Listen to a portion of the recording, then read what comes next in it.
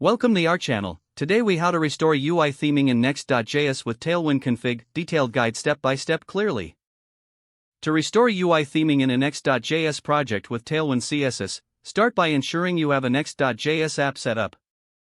Open your terminal and navigate to your Next.js project directory.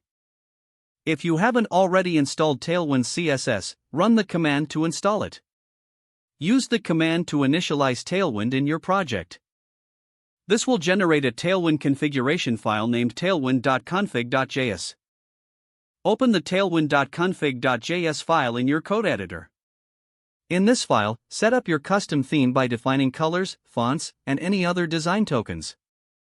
You can create a theme object within the extend section of the theme property.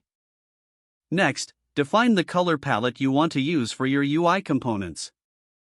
Ensure you properly define the light and dark modes if you're implementing theming.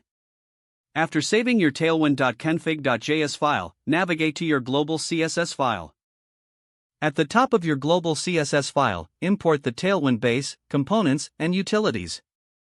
Once that is done, you can use Tailwind's utility classes throughout your components. Now, to switch between themes, you can utilize a custom context to manage state. Create a context file and define your theme context provider. In the provider, set up the state to track the current theme and create a toggle function. Wrap your application in the provider in your _app.js file. Within your components, consume the theme context to apply conditional classes based on the current theme. Use the classes to apply the appropriate colors and styles to your elements. For a seamless experience, consider adding transition effects when switching themes. Test your implementation to ensure the theme switching is functioning as expected. Finally, make any necessary adjustments to your design to ensure consistency across all components.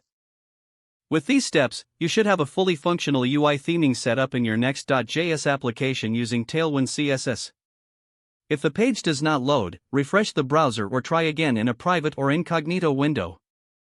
Make sure you are using the correct email address, then retype it carefully to avoid small typos. If your password is not accepted, use the reset option and create a new strong password you can remember. Check your spam folder for verification or security emails, then complete any requested confirmation steps. Enable two-factor authentication if available to improve account security and reduce unauthorized access risk. Don't forget to like this video and subscribe to our channel for more step-by-step tech guides.